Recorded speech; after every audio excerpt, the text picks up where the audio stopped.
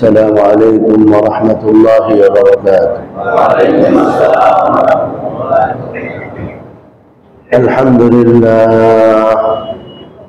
الحمد لله نحمده ونستعينه ونستغفره ونؤمن به ونتوكل عليه ونعوذ بالله من شرور أنفسنا ومن سيئات أعمالنا.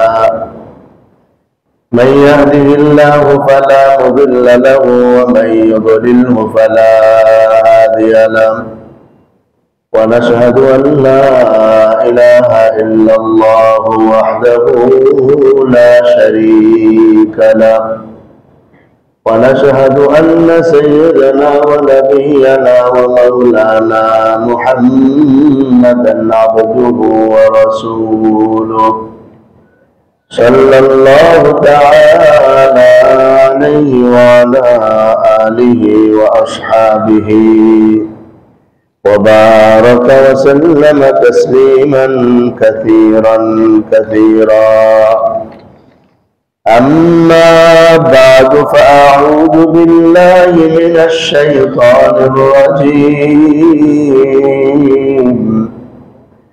بسم الله الرحمن الرحيم. يا أيها الإنسان ما غرك بربك الكريم الذي خلقك فسواك فعدلك في أي صورة ما شاء ركبك. كلا بل تكذبون بالدين وإن عليكم لحافظين كراما كاتبين يعلمون ما تفعلون. آمنت بالله صدق الله مولانا العظيم وصدق رسوله النبي الأمي الكريم، ونحن على ذلك من الشاهدين والشاكرين، والحمد لله رب العالمين. سبحانك لا علم لنا إلا ما علمتنا إنك أنت العليم الحكيم. اللهم صل على محمد وعلى آل محمد كما صليت على إبراهيم وعلى آل إبراهيم إنك حميد مجيد. اللهم بارك على محمد وعلى آل محمد كما باركت على إبراهيم وعلى آل إبراهيم إنك حميد مجيد. মোহতারাম ইমানি দ্বীনি ভাইরা, আল্লাহ পাকের দরবারে অসংখ্য অগণিত শুকর, যিনি আমাদেরকে কোরআনুল কারীমের মজলিসে ইশারের নামাজের পর বসার তৌফিক দান করেছেন। শুকর আদায় করি আলহামদুলিল্লাহ। ইমানি দ্বীনি ভাইয়ের আলোচনা চলছিল সূরা ইনফিতার থেকে। সূরা ইনফিতারের 6 নম্বর আয়াত থেকে 13 নম্বর আয়াত পর্যন্ত তেলাওয়াত করে এর সারমর্মের উপর আলোচনা চলছিল যে আয়াতগুলোর মাধ্যমে আল্লাহ তাআলার মহব্বত আর ভালোবাসা বান্দার প্রতি যে কি পরিমাণ, সেটার একটা বহিঃপ্রকাশ এই আয়াতের মাধ্যমে ঘটেছে। যাদের হৃদয়ে আল্লাহ পাকের যে মহব্বত আর ভালোবাসা আছে সে ওইভাবে এটাকে অনুভব করতে পারে। আমাদের মতো শূন্য হৃদয় আর কি অনুভব করতে পারে? বোঝার জন্য তো একটা যোগ্যতা লাগে, বোঝার জন্য একটা যোগ্যতা লাগে। ওই যোগ্যতা যাদের ভিতরে আছে তারা বুঝতে পারে যে আসলে কি মহান মালিক, কি মায়া, মহব্বত আর ভালোবাসা দিয়ে কোরআন নাজিল করেছে। যদি মানুষ বুঝতো আল্লাহ পাকের মহব্বত আর ভালোবাসার কথা, তাহলে একটা মুহূর্তের জন্য মানুষ আল্লাহকে ভুলে থাকতে পারত না। দুনিয়ারই তো পচা গান্দা অবৈধ নোংরা ভালোবাসার কথা মানুষ বলতে পারে না, আর যেখানে পবিত্র সবচেয়ে দামি মহব্বত আল্লাহ রব্বুল ইজ্জতের মহব্বত আর ভালোবাসা, এটাকে মানুষ কি করে ভুলে থাকতে পারে? ভুলে থাকার কারণ হলো ওই দিক থেকে আমাকে কি পরিমাণ মহব্বত করা হয় এদিক থেকে আমি সেটা জানি না। এদিক থেকে আমি না জানার কারণে আমি মূল্যায়ন করি না। যখন কেউ কাউকে চিনে সে কিন্তু তাকে দেখলে দাঁড়ায় যায় কি করবে না করবে, কিন্তু যে চেনে না সে পাশে বসেই থাকে, হাতও বানায় না মুসাফা করার জন্য। এরকম হয় না? চিনলে অনেক ফিকির, হাই কি করবো। আর যে চেনে না সে কে হাসছে এরকম যে ওরে এত কিছু করতে হবে। এটা আসলে চেনা জানা বুঝার উপর নির্ভর করে। তো আল্লাহ রব্বুল ইজ্জতের সাথে বান্দার মহব্বত আর ভালোবাসার সম্পর্কটা আল্লাহকে চেনার উপরে নির্ভর করে। যে আল্লাহকে চেনে, যে আল্লাহকে বুঝে, যে আল্লাহকে নিয়ে চিন্তা ভাবনা করে, সে যখন দেখে আল্লাহ কি মহব্বত করেন, তো সে কিভাবে আল্লাহকে মহব্বত না করে পারে। তো যাই হোক, ৪র্থ নম্বর আমাদের আলোচনার মজমু আজকে চলতেছে যে আয়াতকে কেন্দ্র করে আল্লাহ পাকের প্রেম, মহব্বত আর ভালোবাসার আলোচনা, যে আল্লাহ তার বান্দাকে কি পরিমাণ ভালোবাসেন। যে আলোচনাগুলো হয়েছে ওইভাবে যেন আমরা আল্লাহকে ভালোবাসতে পারি। আল্লাহ আমাদের সবাইকে তৌফিক দান করেন। আল্লাহ তৌফিক দিবেন। আল্লাহ তো ভালোবাসার দুয়ার খুলে বসে দিয়েছেন। আল্লাহ তারা ভালোবাসার দুয়ার খুলে বসে দিয়েছেন। ভালোবাসার গেট খোলা আল্লাহ পাকের কাছে। এখন আমি যদি জ্ঞান নিতে চাই জ্ঞান পাবো, আমি যদি প্রস্তাব পেশ করি জবাব পাবো, আমি যদি নক করি আমাকে টানা হবে, ডাকা হবে। না, আমি যদি চেষ্টা না করি, না যাই, লাইনে না দাঁড়াই, আগ্রহ না দেখাই, তাহলে কে আমাকে দিবে? দুনিয়ার কেউ তো দিতে চায় না, আগ্রহ নাই। আগ্রহ না থাকলে এই যে আমরা শুক্রবারে সময় সব বই দিই, তো ছাত্রদেরকে বলে দিই আগ্রহ দেখাইলে দিবা। মুসল্লি যাইতেছে ঠেলে দিয়ে দেওয়ার দরকার নেই। যদি কেউ নিতে চায় আগ্রহ দেখা, তাহলে তারা দেও কাজে লাগবে। তো স্বাভাবিক, দুনিয়াতে আগ্রহ দেখাইলে পাওয়া যায়। আল্লাহর ভালোবাসাটা যদি কম, যে এটা আগ্রহ দেখাইলেও পাওয়া যায়, আগ্রহ ছাড়াও পাওয়া যায়। যাকে খুশি আল্লাহ তাকে নিয়ে নেন টান দিয়ে, ডাক দিয়ে। কিন্তু যে আগ্রহ দেখাবে সে অবশ্যই পাবে ইনশাআল্লাহ, সে পাবে আল্লাহর ভালোবাসা। তো আল্লাহ পাক রব্বুল ইজ্জত দুনিয়ার জমিনে সবাইকে নির্বিশেষে ভালোবাসেন। যে কোনো ধর্মের, যে কোনো বর্ণের, যে কোনো দেশের মানুষ হোক না কেন, তার এই ভালোবাসার মধ্যে কোনো কমতি নাই। বরং যে তাকে মানে না তাকে যেন একটু বেশি ভালোবাসেন দুনিয়াতে। এই জন্যই ভালোবাসেন একটু বেশি যে তোমার জন্য তো আখেরাতে কিছু নাই, যা দেওয়ার দুনিয়াতে দিয়ে দিই। আর আমার ওই বান্দা যে আমাকে মানে সেজদা দেয়, ওর জন্য আখেরাতে অনেক কিছু আছে। ওর দুনিয়াতে একটু কম দিলে, সে কান্নাকাটি করলে এটাও আখেরাতে তার জন্য আরো বাড়বে। এই কারণে মুমিনদের আল্লাহ দুনিয়াতে একটু কম দেন, কাফের আল্লাহ বেশি দেন। আর এই দুটোই ভালোবাসার কারণে দেন। মুমিনকেও দেন তার ভালোবাসার কারণে, যে তুমি একটু কমই নাও, তোমার জন্য তো আমি অনেক কিছু রাখছি। আর কাফের একটু বেশি দেন, তুমি একটু বেশি নাও, কারণ তোমার আর কিছু নাই। বানাইছি দুজনকেই নিজ হাত দিয়া, মহব্বত করি সবাইকেই। এখন তোমাকে একটু বেশি দিলাম এই কারণে যে তুমি আর পরে পাবা না, আর তোমাকে একটু কম দিলাম এই কারণে যে তোমার জন্য রয়ে গেছে। এই কমের কারণে যে আফসোস আর দুঃখ, এটার কারণেও আবার আরো বেশি দেওয়া হবে। তাহলে এটাও ভালোবাসার কারণেই হচ্ছে। আমার দোস্ত, আমার ইমানদার দিনী ভাইরা, আল্লাহ পাক রব্বুল আলামিন কতটুকু ভালোবাসার দৃষ্টান্ত আমরা গত সপ্তাহে একটা হাদিস শুনিয়েছিলাম।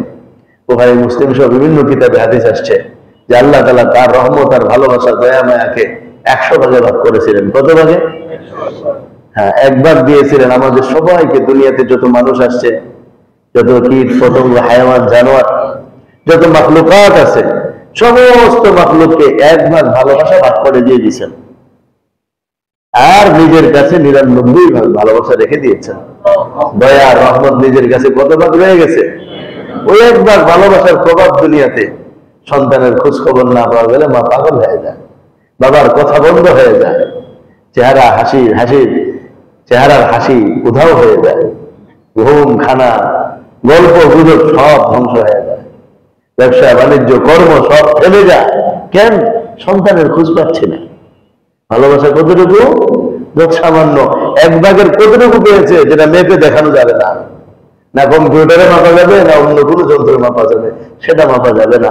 এত কম সামান্য ভালোবাসা, কিন্তু এই সামান্য ভালোবাসার প্রভাবটা কত বেশি, কতটা প্রভাব ফেলে মা বাবার অন্তরে, কতটা প্রভাব ফেলে আত্মীয় স্বজনের অন্তরে। কানতে কানতে মানুষ অস্থির হয়ে যায়, চোখের পানি পর্যন্ত শেষ হয়ে যায়, শুধুমাত্র সামান্য একটু মহব্বত আর ভালোবাসার কারণে। এরকম ৯৯ ভাগ ভালোবাসা রেখে দিয়েছেন আল্লাহ রাব্বুল আলামিন। কি জন্যে? وأخر الله 99 رحمة يرحم بها عباده يوم القيامة। আল্লাহ নবী সাল্লাল্লাহু আলাইহি ওয়াসাল্লাম ইরশাদ করেন, ৯৯ ভাগ রহমত, ৯৯ ভাগ দয়া, ৯৯ ভাগ ভালোবাসা আল্লাহ রাব্বুল আলামিন হাশরের ময়দানে মুমিন বান্দা বান্দীদের জন্য রেখে দিয়েছে। ওখানে যে আল্লাহর ভালোবাসা পুরাটাই মুমিনদের জন্য হবে, কাফেরদের জন্য ন্যূনতম কোনো ভালোবাসা সেখানে দেখানো হবে না। যেন আল্লাহর ভালোবাসা পেতে হলে এই দুনিয়া আল্লাহর সাথে খাতির লাগাইতে হবে, পরিচয় দিতে হবে, বন্ধুত্বের সম্পর্ক করতে হবে, ডাক দিলে মসজিদে চলে আসতে হবে, যেদিকে যাইতে বলে ওদিকেই দৌড় দিতে হবে, যেটা নিষেধ করে আল্লাহ সেটা থেকে বাদ থাকতে হবে। এই নিষেধটা আল্লাহ কোরআনের মাধ্যমে করেছেন, তবে এটা বুঝাবে কে? YouTube, Google. কে বুঝাবে? ডাক্তার, ইঞ্জিনিয়াররা? বলেন কে বুঝাবে? উলামায়ে হক্কানি বুঝাবে। হক্কানি উলামায়ে কেরাম যেদিকে বলবেন সেদিকে দৌড় দিতে হবে। এর বাইরে গেলে আর আল্লাহর ভালোবাসা যদি না পান, কারণ এটা তো জানা নাই ভালোবাসা পাওয়া যাবে কি যাবে না। ভুল গেলে, ভুল পথে গেলে আল্লাহর ভালোবাসা মিলবে, সঠিক পথে গেলে আল্লাহর ভালোবাসা মিলবে। এই জন্য যেতে হবে কোন পথে? ভাই, সঠিক পথে যেতে হবে। সেটা হবে উলামায়ে হক্কানি, সত্যিকারের যারা আল্লাহর ওলি, সত্যিকারের যারা নায়েবে নবী, সত্যিকারের যারা দুনিয়ার মধ্যে আল্লাহর দ্বীনকে নিয়ে চিন্তা করে, না নিজের পেটের চিন্তা, না নিজের ঠান্ডা করে, না দুনিয়া বানাইতে চায়, না দুনিয়ার গাড়ি বাড়ি জমাইতে চায়, বরং তারা কেবলই চায় আল্লাহর বান্দারা যেন আল্লাহর পরিচয় পেয়ে যায়। এমন হক্কানি উলামায়ে কেরাম যেদিকে বলেন চোখ বন্ধ করে সেদিকেই যাওয়া উচিত। তাইলে আল্লাহর ভালোবাসা পাওয়া যাবে। আল্লাহর ভালোবাসার পথ তো দুনিয়াতে আল্লাহ কোরআনের দ্বারা দিয়েছেন, কিন্তু কোরআন বুঝানোর জন্য নবী পাঠাইছিলেন কিনা? নবীর অবর্তমানে সাহাবারা কোরআন বুঝিয়েছিল কিনা? এইভাবে ধারাবাহিকতা। এখন নবী নাই, সাহাবা নাই, তাবেঈ নাই, কেউ নাই। এখন বুঝাবে কে? নায়েবে নবী, উলামায়ে হক্কানি, তারা বুঝাবে এটা। আবার দোস্ত আমার ইমানদার দিনে ভাইরা, ৯৯ ভাগ রহমত আর ভালোবাসা আল্লাহ শুধুমাত্র মুমিনদের জন্য রাখছেন। একজন কাফেরকে আল্লাহ ভালোবাসা দিবেন না। আল্লাহর ভালোবাসা দুনিয়াতেই তারা পাবে, সবাই পাবে। পরকালে শুধুমাত্র কারা পাবে? মুমিন পাবে। পরকালে শুধুমাত্র কারা পাবে? এই জন্য আমার ঈমান ঠিক আছে কি নাই এটা যাচাই করতে হবে। কেননা হাদিস শরীফে নবীজি সাল্লাল্লাহু আলাইহি ওয়াসাল্লাম ইরশাদ করেন, ইউসবিহু আর-রাজুলু মুমিনান ওয়া ইউমসি কাফিরা ওয়া ইউমসি মুমিনান ওয়া ইউসবিহু কাফিরা ইয়াবিউ দীনাহু বিআরজিন মিনাদ দুনিয়া। এমন একটা সময় আসবে ঈমানের ভয়াবহতা এত প্রচন্ড পরিমাণে হয়ে যাবে, সকালবেলার মুমিন বিকালবেলা কাফের হয়ে যাবে, বিকালবেলার মুমিন সকালবেলা কাফের হয়ে যাবে। কিভাবে হবে নবীজি সেটাও বলে দিলেন, ২-৪ পয়সার লোভে ঈমানটাকে বিক্রি করে ফেলবে। কিভাবে হবে? ২-৪ পয়সার লোভে ঈমানটাকে বিক্রি করে ফেলবে। দাড়ি বিক্রি করবে না, টুপিও বিক্রি করবে না, গায়ের জামাটাও বিক্রি করবে না, ওইটা অবিকল আগের মতোই থাকবে, কিন্তু বিক্রি হয়ে গেছে কি? ঈমান বিক্রি হয়ে গেছে। হ্যাঁ, সব জামানা এমন হয়েছে, ভবিষ্যতে হবে, কিয়ামত পর্যন্ত এমনটা হবে। লেবাসে, পোশাকে তো পাক্কা, কিন্তু ঈমানে পাক্কা না, ঈমানে বড় কাচ্চা। এই জন্য প্রত্যেকের ঈমানের ব্যাপারে সাবধানতা সবার আগে। এজন্য ঈমান সবার আগে না পড়ে, সবার আগে ঈমান নামে একটা কিতাব পাওয়া যায়, মাওলানা আব্দুল মালিক সাহেব বাইতুল মুকাররমের যিনি খতিব, ওনার লেখা। এটা আমরা পড়তে পারি সবাই। সবার আগে ঈমান, ঈমান সবার আগে। এই জন্য ১ নম্বরের বিষয় আল্লাহর ভালোবাসা পাইতে হলে ঈমান লাগবে। এই ঈমানের কারণে পরকালে আল্লাহ ভালোবাসা দিবেন। কত ধরনের ভালোবাসা দিবেন সব তার আল্লাহ বলেন নাই। কত ধরনের মায়ার মহব্বত যে আল্লাহ হাশরের ময়দানে বান্দার প্রতি করবেন সেটাও আল্লাহ বলেন নাই। বুজুর্গানে দিন সব বলেন নাই, বুজুর্গানে দিনের মধ্যে কেউ কেউ বলেন এই খোদা মুমিন যারা একেবারে খাঁটি মুমিন হবে, আল্লাহর পাক্কা মুসলমান হবে, হাশরের ময়দানের জন্য যখন সিংহা ফুৎকার দেওয়া হবে, উঠার পর সূর্য এখন গরম হয়ে আসে নাই, এর আগেই ফেরেশতারা এসে কবরের সামনে হাজির হয়ে যাবে আর বলবে আল্লাহর ওলি এখানে আরোহণ করো, এটাই তোমার হাশরের ময়দানে নিয়ে যাবে। এইভাবে কত ধরনের মহব্বত আর ভালোবাসার বহিঃপ্রকাশ ঘটবে যেটা বলার বাইরে। আল্লাহ রাব্বুল ইজ্জতের অনেক ধরনের ভালোবাসার ঘটনা কিতাবের মধ্যে বিদ্যমান, হাদিসের কিতাবের মধ্যে বিদ্যমান। কয়েকটা কথা আমরা আলোচনা করি। হাশরের ময়দানে যখন নেক আমল মাপা হবে, এরকম একজন না একাধিক মানুষ হবে, অনেক আমল তাকে দেখানো হবে, এই যে তোমার আমল দেখো। দেখবে যে তার আমল নামা 99টা বড় বড় খাতা, ভরপুর আমল নামা, এবং এর মধ্যে সবই মন্দ, ভালো বলতে তেমন কিছু নাই, অল্প ভালো, কিন্তু মন্দের ঝাঁকি অনেক বড়। এবং খাতাগুলো কত বড়, মাদ্দা বাসারি, তার দৃষ্টিশক্তি যতটুকু যায় ততটুকু পর্যন্ত খাতা বড় দেখা যায়। কত বড় খাতা, দৃষ্টি যত দূর যাচ্ছে খাতা এত বড় বড়, এক একটা খাতা এরকম খাতা কয়টা, কয়টা খাতা। এই বান্দা আল্লাহ রাব্বুল আলামিনের সামনে যখন দাঁড়াবে, সমস্ত মাখলুকের সামনে আল্লাহ রাব্বুল আলামিন তার আমল নামাটা পেশ করবেন। বান্দা দেখে হতভম্ব হয়ে বলবে, আল্লাহ 99টা খাতা আমার আমল নামায় ভরপুর। এত বিশাল বিশাল খাতা কতটা ভারী হবে। আল্লাহ ডাক দিয়ে বলবেন, আমার বান্দা এই আমল নামা যা যা আছে এগুলো সব তুমি করেছো। সে বলবে আল্লাহ আমি করেছি। আল্লাহ বলবেন, আমার ফেরেশতা কোনো জুলুম করেছে তোমার উপর? সে বলবে না না, আপনার ফেরেশতা আমার উপর কোনো জুলুম করে নাই। আল্লাহ বলবেন, তোমার উপর আজকে কোনো বিচার করা হবে না। আমার বান্দা ঘাবড়ানোর কোনো কারণ নাই, তোমার জন্য আমার কাছে একটা নেক আমল রয়ে গেছে, ওই নেক আমলটা আমি তোমাকে দিচ্ছি, এটা নিয়ে তুমি আবার মিজানের পাল্লায় মাপতে যাও। আল্লাহর কাছে একটা নেক আমল আল্লাহ আবার এটা দিচ্ছেন, 99টা খাতা, দৃষ্টি যত দূর তত বড়। ওই একটা নেক আমল কি? কালিমায়ে শাহাদাত, আশহাদু আল্লা ইলাহা ইল্লাল্লাহ ওয়া আশহাদু আন্না মুহাম্মাদান আবদুহু ওয়া রাসূলুহু। ওই কালিমায়ে শাহাদাত লেখা একটা ছোট্ট কাগজ আল্লাহ রাব্বুল ইজ্জত হাশরের ময়দানে বের করে বান্দার সামনে পেশ করবেন আর বলবেন, আমার বান্দা তোমার আমলনামা মাপার জন্য আবার মিজানের পাল্লায় তুমি যাও। বান্দা ডাক দিয়ে বলবে, আল্লাহ এত বিশাল বিশাল বড় খাতার সামনে এই ছোট্ট একটা কাগজ কি ফায়দা হবে, কি লাভ হবে, কি ওজন হবে? আল্লাহ বলবেন, বান্দা যাও, তোমাকে মাপতে বলছি, তুমি মাপতে যাও। এবার বান্দা মাপ দেখার জন্য মিজানের পাল্লায় ছুটবে।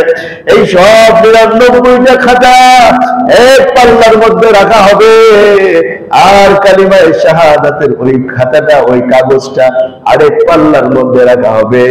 আল্লাহ নবী বলেন, ওই কাগজটাই ভারী হয়ে যাবে, 99টা খাতা হালকা হয়ে যাবে। এই কালিমা এত মজবুত, এত শক্তিশালী, এত পাওয়ারফুল, এত ওজনওয়ালা কালিমা। আল্লাহ নবী মুসা আলাইহিস সালাতু ওয়াস সালাম একদিন আল্লাহর কাছে বললেন, হে আল্লাহ, আপনি আমাকে একটা এমন কালিমা দান করেন যেটা সবচেয়ে বেশি শক্তিশালী, সবচেয়ে বেশি মজবুত, সবচেয়ে বেশি ওজনওয়ালা, যেই কালিমাটা কেবল আপনি আমারই দিবেন, স্পেশাল কালিমা।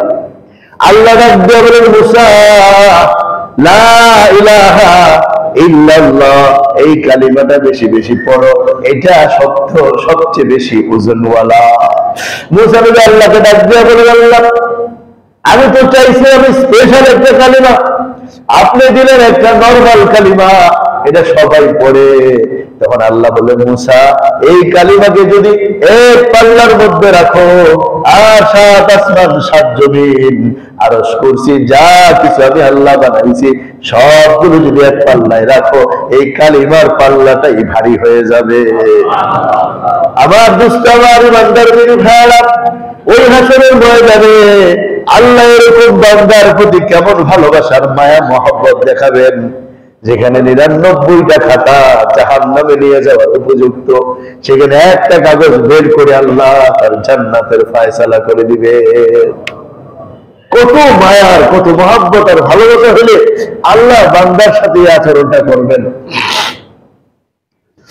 আরেক হাদিসের মধ্যে আল্লাহ নবী ইরশাদ করেন, এক ব্যক্তিকে আল্লাহ হাসরের ময়দানে ডাকবেন, দেখে বলবেন ফেরেশতাদেরকে বলবেন, এই ফেরেশতারা তার আমলনামার খাতা থেকে বড় বড় কবিরা কবিরা গুনাহগুলো সরায় ফেলাও, শুধু ছোট ছোট গুনাহগুলো রাখো। এখন তাকে আল্লাহ ছোট ছোট গুনাহগুলো সামনে পেশ করবেন, বেচারা খাতা উল্টায় দেখবে যে তার সব ছোট ছোট গুনাহ দেখা যায়, বড় গুনাহ নাই। এবার আল্লাহ ডাক দেয়া বলবেন, এই গুনাহগুলো তুমি করছো? বলে, জি আল্লাহ, এই গুনাহগুলো সব আমি করছি। এক পর্যায়ে আল্লাহ রাব্বুল আলামিন তাকে ডাক দেয়া বলবেন, রে ফেরেশতা শোনো, আমার এই বান্দার গুনাহগুলোর জায়গায় একটা একটা করে নেক লেখা দাও। এই কথা বলতে দেরি, এখন বান্দা বলে, আল্লাহ কি বলতেছে তারা, এবার তার কথা শোনেন। সে বলতেছে, ইয়া রাব্বি লাকাদ আলিমতু আশিয়া'আন লা আদরিহা হুনা, আমার তো আরো বড় বড় কিছু গুনাহ আছে, এগুলো তো দেখতেছি না এখানে। আমার আরো বড় বড় গুনাহ আছে, এগুলো তো দেখতেছি না। অথচ একটু আগেও সে আশঙ্কা করতেছিল ছোট গুনাই দেখা যেতেছে, বড় গুনাহ নাই। বড় গুনাহ যদি দেখা যায় তোমার খবর আছে। যখন আল্লাহ নেক দেওয়া শুরু করছে, এখন বলতেছে আমার তো আরো গুনাহ আছে, অর্থাৎ ওই গুনাহের বদলে আমার আরো কি দেন, নেক দিতে থাকেন। আল্লাহ রাব্বুল আলামিন এই অবস্থায় নবীজি সাল্লাল্লাহু আলাইহি ওয়াসাল্লাম হাদিস বয়ান করলেন, নবীজি এমন হাসি হাসলেন যে আল্লাহ নবীর দাঁত সহ দেখা গেল। যে বান্দা গুনার মেলা আল্লাহর সামনে চুপ, যখন নেক দেওয়া শুরু হলো তখন চিৎকার দিয়ে উঠলো, আমার তো আরো গুনাহ আছে, ওগুলোর নেক দিবেন না? এটা তো আল্লাহর কি পরিমাণ ভালোবাসার মহব্বত বান্দার সাথে, যে আল্লাহ রাব্বুল ইজ্জত বিচার করতেছেন হাসরের ময়দানে, এর মধ্যে আবার আল্লাহ তাআলা যেন এক রকমের আনন্দের একটা ব্যবস্থা করে দিলেন, যে মনটাকে খুশি করে দিলেন। বান্দা কতটা ভালোবাসেন বান্দাকে। আরেক হাদিসের মধ্যে আসছে, রাসূলুল্লাহ সাল্লাল্লাহু আলাইহি ওয়াসাল্লাম ইরশাদ করেন, আল্লাহ রাব্বুল আলামিন যাদেরকে জাহান্নামে দিবেন, মুমিন মুসলমান যাদেরকে জাহান্নামে দিবেন, কোন সুপারিশ তাদেরকে বাঁচাইতে পারে নাই, না কোনো নবীর সুপারিশে তারা বাঁচতে পারছে। ওলি গাউস কুতুবের সুপারিশের তো প্রশ্ন আছে না, নবীর সুপারিশে বাঁচতে পারে নাই, অথবা নবী তাদেরকে সুপারিশ করে নাই। যে কোনো ভাবেই হোক তাদের সিদ্ধান্ত হয়ে গেছে জাহান্নাম। জাহান্নামে যাওয়ার পর জাহান্নামে তো যাবে, কিন্তু আল্লাহ তো আল্লাহ, মায়ার ভালোবাসার আধার, আমার বান্দা দোষের কারণে জাহান্নামে যাবে, যে বান্দাকে আমি পুনরায় জান্নাতে দিব, ওই বান্দার জন্য জাহান্নামটা যেন জাহান্নাম না থাকে, এটার জন্য আল্লাহ তাআলা তাকে জাহান্নামে ফেলার সময় ফামাতাহুম ইমাতাতান, এক রকমের মৃত্যু তার উপর চাপায়া দিবেন, যেন সে অজ্ঞান হয়ে যাবে, জাহান্নামে পড়বে, জ্বলবে, কিন্তু কোনো আযাব তার ভিতরে ঢুকবে না। জ্বলবে ঠিক, চামড়া পুরা কালি হয়ে যাবে, কয়লা হয়ে যাবে, কিন্তু ফামাতাহুম ইমাতাতান, এক রকমের মৃত্যুর মতো বানায় ফেলায় দিবেন, যেন মরা একটা লাশ পড়ে রয়েছে, অথচ মরারা জিন্দাই। কিন্তু আল্লাহ এই ভালোবাসার কারণে শুধুমাত্র আমার বান্দা দোষ করে জাহান্নামে গিয়েছে, আমি আল্লাহ তাকে দিব জাহান্নামে। সে তো দুনিয়াতে একদিন হলেও সেজদা দিয়েছিল, একবার হলো আমাকে ডেকেছিল, এক নেক আমল তো তার ভিতরে আছে, আমার বান্দাকে আমি অজ্ঞান বানায় জাহান্নামে ফেলে নেই, আমার ওয়াদাও ঠিক রইল, বান্দাও বেঁচে গেল। সহিহ মুসলিমের হাদিস। আল্লাহ তাআলা কতটা ভালোবাসা চিন্তা করেন, জাহান্নামে তো দিবেন কিন্তু অজ্ঞান বানায় দিবেন, এক রকমের মুখ চাপায় দিবেন, ফলে সে জাহান্নামে গিয়ে বলতেই পারবে না কি হয়েছে। মেয়েরা এসে দেখবে শরীর তো সব কালো হয়ে কয়লা হয়ে গেছে পড়তে পড়তে, কিন্তু কোনো টেরই পায় নেই যেন।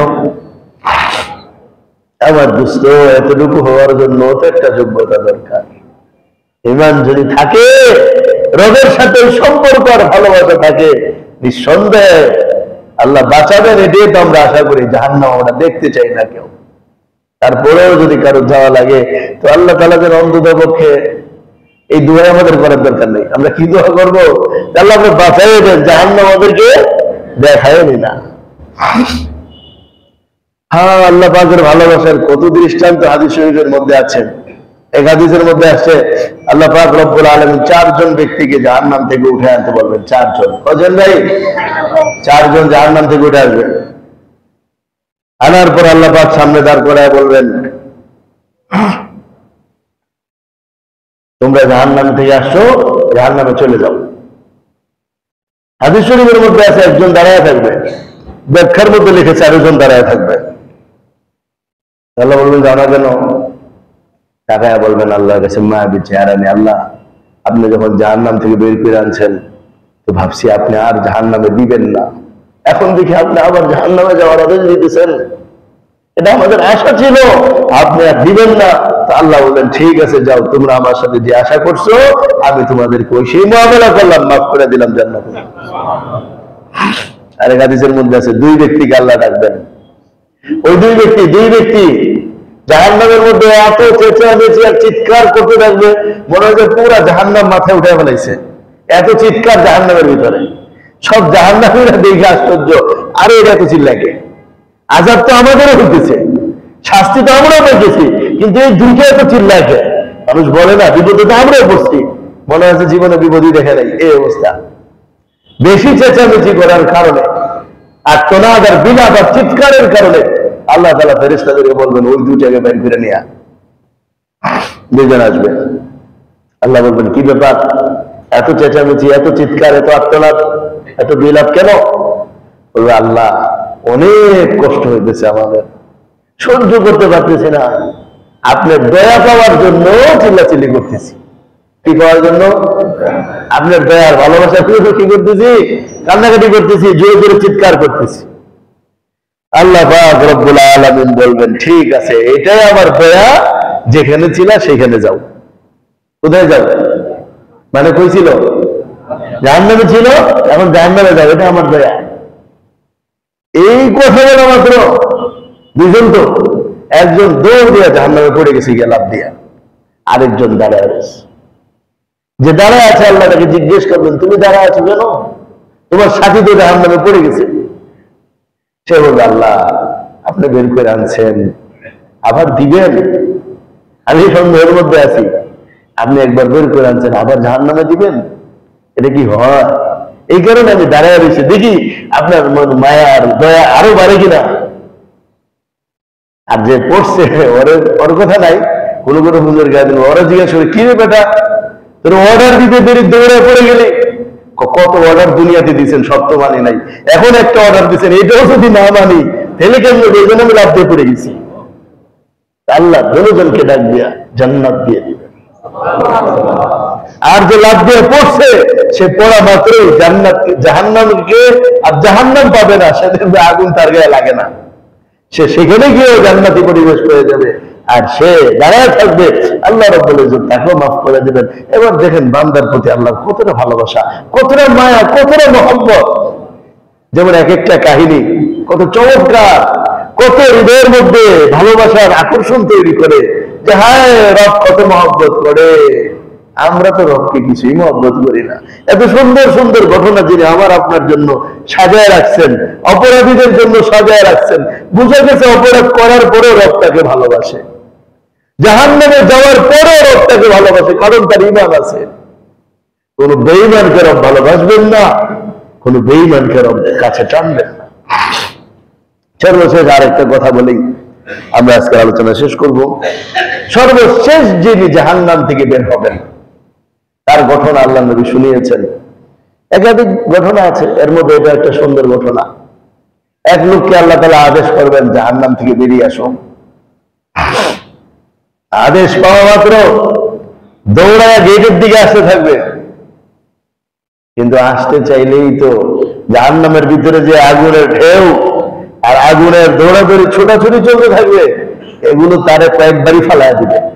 আগুনের ছোটাছুটির কারণে সে পড়ে যাবে, উঠে আবার দৌড়াবে গেটের দিকে আসবে, আগুনের ছোটাছুটি আবার তার চেহারা জ্বলছে দিবে, সে উঠে আবার জাহান্নামের গেটের দিকে দৌড়াতে থাকবে। যখন কোন রকম গেটের কাছে আসবে তখন ফেরেশতা তাকে গেট থেকে উঠায়া জাহান্নামের পাশে বসাবেন। মুখটা থাকবে জান্নাতের দিকে আর পিঠটা থাকবে জাহান্নামের দিকে। হায়, বের হয়ে আসে জাহান্নামের দিকে তাকায় বলবে, ওই রবের প্রশংসা করি যিনি আমাকে তোমার থেকে মুক্ত দান করেছেন।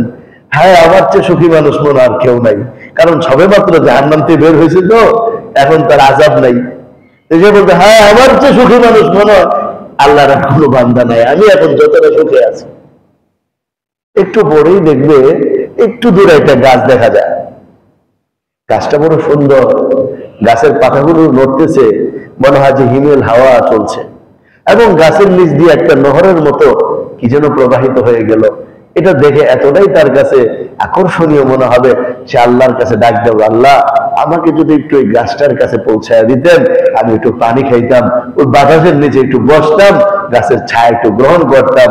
আল্লাহ বলেন, বান্দা জাহান্নাম থেকে বের করে দিয়েছি, এখন তুমি গাছের নিচে বসতে চাও, ঠিক আছে ওটা দেব, তবে আর কিছু চাবা কিনা সেটা বলো। না না না, আমি আর আপনার কাছে কিছু চাইবো না, আমার চাওয়া শেষ, অনেক বেশি পাওয়া গেছে, আমি আর চাবো না। আল্লাহ মন থাকবে তো, মন থাকবে।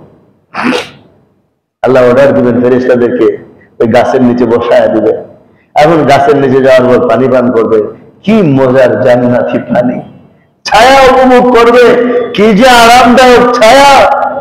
আর গাছের জান্নাতি গাছ তো দৃশ্য, গ্রাম, সুগ্রাম, এর অবস্থান এতটাই আকর্ষণীয়।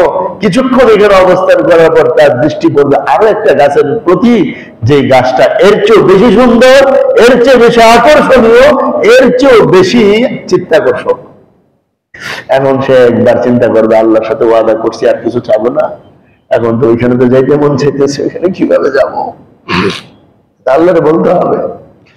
এখন এক দুই ভাবতে ভাবতে শেষমেশ অধৈর্য হয়ে যাবে যে না, বলতেই হবে, এর চেয়ে সুন্দর জিনিস আল্লাহ যেহেতু বের করছে ওইখানেও দিব আমাকে।